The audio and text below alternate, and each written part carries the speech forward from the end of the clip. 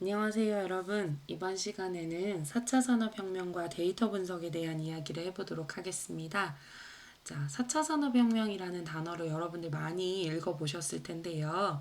자, 4차 산업혁명은 2016년 6월에 다보스 포럼에서 클라우드 슈밥 의장이 가장 처음으로 사용한 단어고요. 4차 산업혁명은 이제 정의를 내리자면 인공지능이나 사물인터넷, 빅데이터, 모바일 기술, 이제 이런 첨단 정보통신 기술이 여러 사회 전반, 경제에 걸쳐서 혁신적인 변화가 나타날 수 있도록 하는 산업혁명을 얘기를 합니다. 자, 4차 산업의 키워드는요, 최첨단 정보통신 기술이 여러 가지 분야의 융합이 되어서 새로운 변화를 이끌어낸다라는 게 4차 산업혁명 정의의 핵심 키워드가 될 수 있겠습니다. 자, 그리고 4차 산업혁명의 대표적인 기술 요소는 이렇게 8가지가 있는데요. 아마 8가지 모두 다 여러분들이 많이 들어봤거나 생소한 단어들은 없을 것 같아요. 자, 여러분들이 공부하고 있는 빅데이터 분야, 자, AI 인공지능, 자, 로봇공학, 양자암호, 이게 뭐냐면 블록체인 기술이요. 그 다음에 사물인터넷, 자, 무인운송수단은 알고 있죠. 드론. 그 다음에 3D 프린팅, 연결 및 표시 기술인데 이거는 여러분들 포켓몬스터 하는 그 AR이나 또는 VR 이런 기술들을 얘기를 합니다. 자, 이렇게 4차 산업혁명 기술 요소 8가지 키워드로 그냥 한번 가볍게 살펴봤고요. 자, 여기 보면 4차 산업혁명이라는 거는 지능 정보 기술, 지능과 정보의 융합으로 나타내는 산업혁명을 얘기를 하고요. 조금 더 한번 자세히 살펴보면 1차 산업혁명이 기계화였어요. 자, 그 다음에 2차 산업혁명은 산업화. 자, 3차는 정보화고요.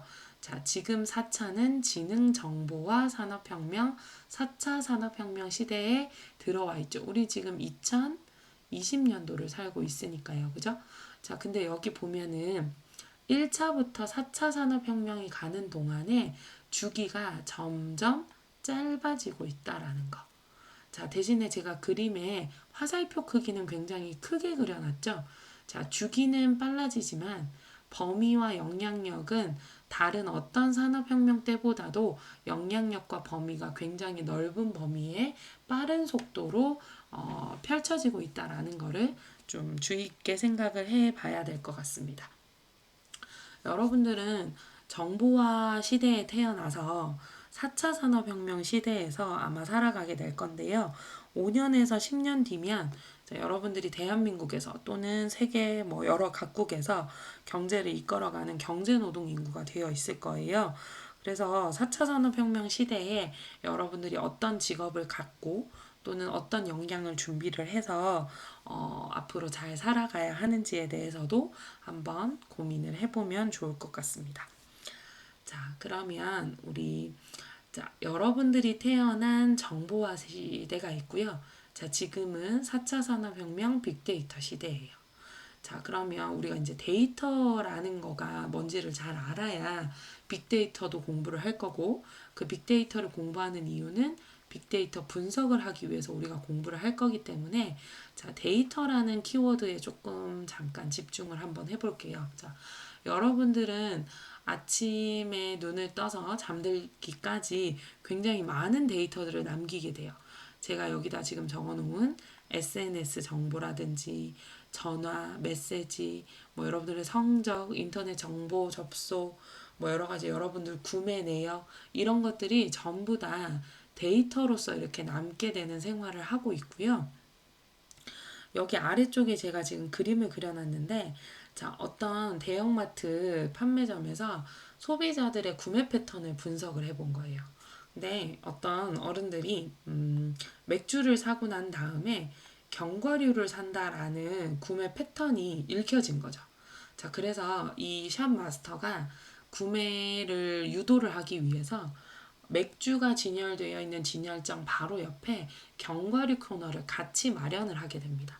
그러면 그 기존보다 훨씬 더 많은 매출을 극대화시킬 수 있다라는 그런 마케팅의 활용이 되기도 하고요. 그 다음에 여러분들이 알고 있는 제너럴 일렉트릭이라는 회사가 있어요. GE라는 회사가 있는데 그 회사에서 비행기 엔진을 만들거든요. 그래서 비행기 엔진을 만들어서 그냥 제조업으로 그치는 게 아니고요. 여기에 여러 가지 센서들을 많이 붙이는 거예요. 그래서 그 센서들을 실시간으로 데이터를 수집을 해가지고 이 데이터를 보고 지금 어느 부분이 고장이 났다. 또는 어떤 부품을 교체를 해야 되겠다라는 거에 대한 정보를 실시간으로 이렇게 주게 돼서 굉장히 큰 매출을 올리고 있는 회사 중에 또 하나예요. 자, 그리고 여러분들이 인터넷 쇼핑 같은 거 해보셨잖아요. 인터넷 쇼핑을 하다 보면, 자, 만약에 모바일에서 이렇게 쇼핑을 하면 여러분들이 관심이 있었던 항목들을 막 보고 있었는데, 스크롤을 이렇게 막 밑으로 내렸더니 아래쪽에 이 상품을 구입한 다른 분들이 구입한 상품입니다. 라고 하면서 이렇게 추천 상품들을 이렇게 보여주는 경우가 있을 거예요. 자, 이거는 협업 필터링이라는 알고리즘 기반으로 데이터를 분석해서 마케팅에 활용이 되는 웹페이지, 인터넷 쇼핑몰 페이지에 활용이 되는 사례라고 볼 수 있어요. 그래서 이렇게 데이터가 여러분들 알게 모르게 많은 데이터를 생성을 하기도 하고 그 데이터들을 분석해서 마케팅에 활용이 되기도 하고 그 마케팅에 따라서 여러분들이 직접 소비를 하고 있는 경우도 있을 거다라는 거죠. 자, 그리고 하나 더 예를 들어서 지금 좀 살펴보면 우리가 서울에 살고 있진 않지만 서울에 가서 이제 심야 시간에 버스를 타게 되면요. 지하철이 다 끊기게 되면 이 올빼미 버스라는 나이트 버스 N 번호하고 뒤에 땡땡땡 번호가 붙은 N 버스라는 거를 탈 수 있게 될 거예요. 그러면 이 N버스에 노선이 있겠죠. 버스 노선이라는 게 있을 거니까. 자, 그 노선의 결정을 어떻게 하냐면요. 그 버스를 운영하는 회사에서 그냥 마음대로 하는 게 아니고요.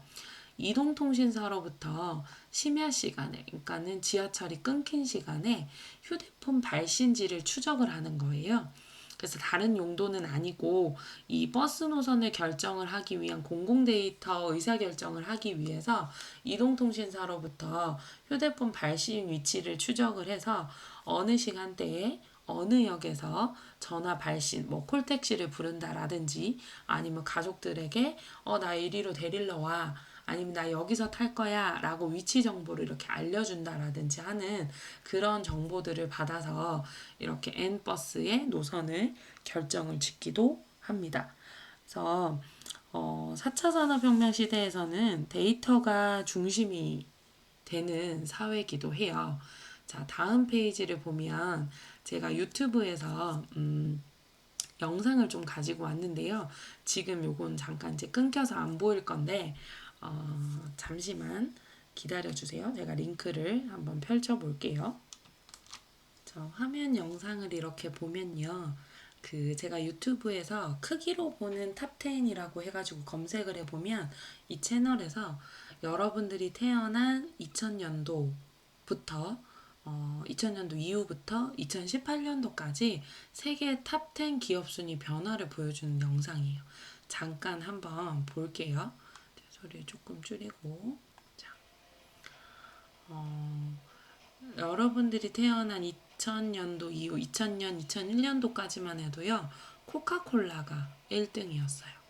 자, 근데 어떤 기업들이 올라와서 순위를 뒤집어 놓는지 한번 볼게요. 자, 아직까지 2004년도 초반에는 코카콜라가 1등을 유지를 하거든요. 자, 2005년도고요.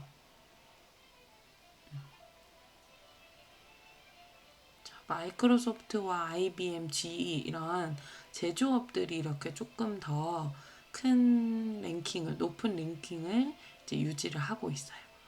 자, 근데 이제 아래쪽에 구글이 등장을 해요. 2009년도. 자, 구글이 굉장히 빠른 속도로 이렇게 올라가고 있거든요. 자, 구글이 올라왔어요. 구글이 G를 이렇게 따라잡았고요. 자, 아래쪽에 보라색으로 애플 올라오는 거 보이죠? 그죠? 자, 삼성도 잠깐 보이네요. 자, 구글과 애플이 드디어 2011년도에 1, 2위를 탈환을 합니다. 하면서 코카콜라와 IBM, 마이크로소프트 기존의 탑 3를 유지하던 업체들이 굉장히 줄어들고요. 애플, 구글이 굉장히 큰 매출을 보이고 있습니다. 그리고 어, 자, 아이폰 신제품에 맞춰서 애플이 1등이 되고요. 자, 마이크로소프트도 다시 올라오고 우리가 알고 있는 아마존도 지금 열심히 올라오고 있습니다. 자, 올라와서 뭐 2018년도 마지막은 어떤 기업이 되는지 여기서 잠깐 멈춰서 볼게요. 자, 1, 2, 3위가 완전히 바뀌었어요. 애플, 구글, 아마존이에요. 자, 이 회사들은 어떤 회사라고 여러분들이 알고 있는지 아마 뭐 뉴스 기사에서도 많이 봤을 거고 알고 있을 거예요. 자, 애플이라는 회사, 구글이라는 회사, 아마존이라는 회사는 모두 다 데이터 플랫폼 사업자들이에요. 그러니까 여기 지금 우리나라 기업인 삼성전자도 이렇게 와 있는데 삼성전자에서도 우리가 갤럭시 그 휴대폰을 만들잖아요. 근데 실제로 휴대폰은 그 하청업체들이 직접 제조를 하는 거지 삼성도 플랫폼 사업으로 휴대폰 사업을 또 하고 있거든요. 그래서 아마존, 구글, 애플 모두 다 마찬가지예요. 자, 그러면 다시 우리 이제 공부하는 화면으로 돌아와서 우리가 아까 얘기했었던 4차 산업혁명 시대는 데이터가 굉장히 중요하고 그 데이터가 중심이 되는 브랜드 회사들로 이렇게 갖춰져 있다라는 걸로 이해를 좀 해주시면 좋을 것 같고요. 자, 여기는 영상은 아닌데 이제 우리나라 인터브랜드라는 업체가 있어요. 그 업체에서 2019년도에 브랜드 가치가 가장 높았던 1위부터 50위까지를 이렇게 표시를 해놨어요. 여기에서 한번 보세요. 여러분들이 알고 있는 브랜드들이 있는지 그리고 아까 전에 우리가 1, 2, 3위 부동의 1, 2, 3위를 2019년도에도 좀 브랜드 가치로서 유지를 하고 있네요. 그죠? 그래서 이런 업체들 뭐 여기 지금 여러분들이 아는 업체들이 굉장히 많을 거예요. 근데 이 업체들 모두 다 데이터 분석, 빅데이터를 기반으로 열심히 사업을 하고 있는 업체들이다라는 거 기억을 좀 해주시고요. 자, 그러면 이제 빅데이터 특징에 대해서 좀 알아볼 건데요.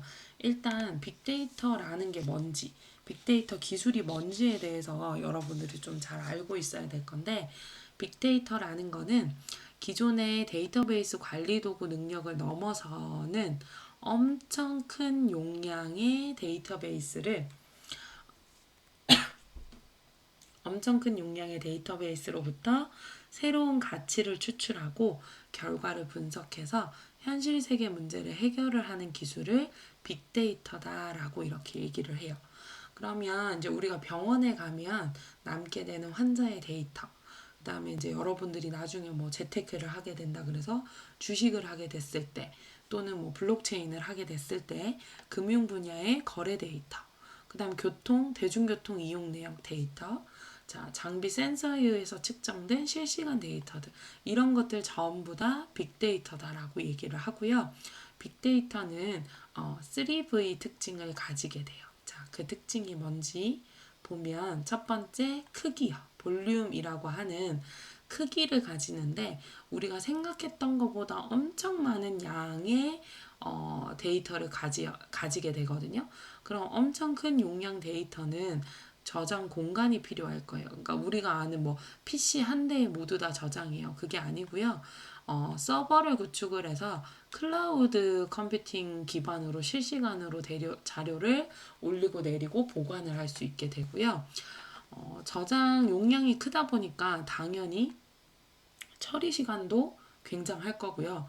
분석 시간도 굉장히 길게 느껴질 거예요. 그래서 하지만 그 빅데이터는 아주 큰 용량의 데이터를 다룰 수 있다라는 특징을 가지게 되고요.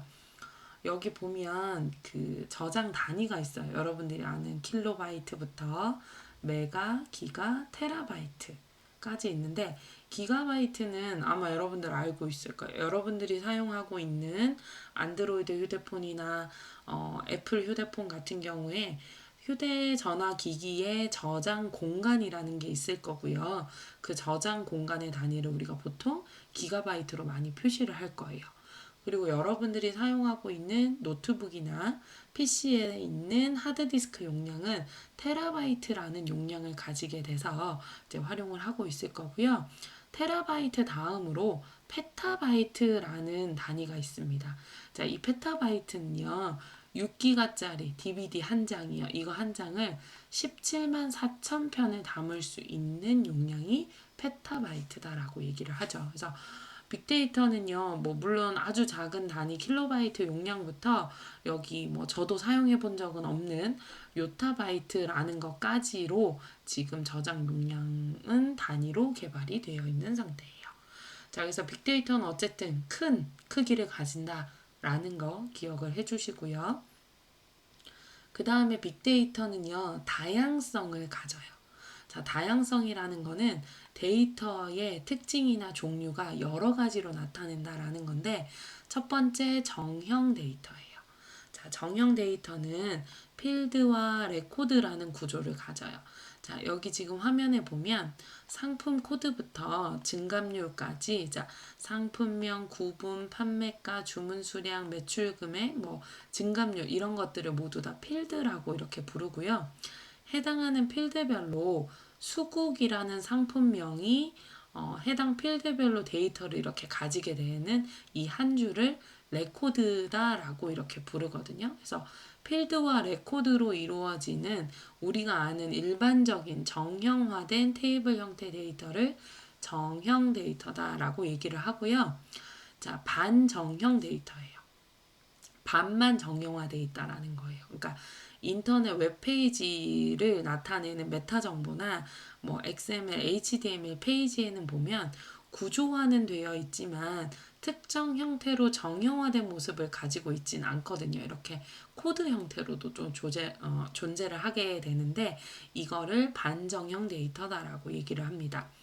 그 다음에 비정형 데이터는요, 여러분들이 쓰고 계시는 여러 가지 SNS에서 발생되는 콘텐츠 데이터를 얘기를 하고요. 사진이나 동영상, SNS에 올려주는 게시글들, 이런 데이터들을 다루게 됩니다. 그래서 빅데이터는요, 기존에 있는 정형 데이터뿐만 아니라 반정형 데이터, 비정형 데이터까지 아주 많은 다양한 데이터들을 다루는 게 빅데이터의 특징 중에 하나입니다.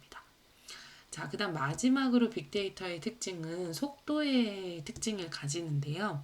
실시간 정보, 승하차 정보, 실시간 메시지, 그리고 실시간 데이터 처리를 필요로 하는 경우가 굉장히 많아요. 왜냐하면 현실 세계 문제를 해결을 효과적으로 할 때 쓰는 게 빅데이터 분석이기 때문에 그때그때 처리할 수 있는 거, 그리고 실시간으로 올라오는 데이터를 빠르게 분석을 해서 내가 원하는 결론으로 도출을 해줘야 되기 때문에 빅데이터에는 속도라는 특성을 또 가지게 됩니다.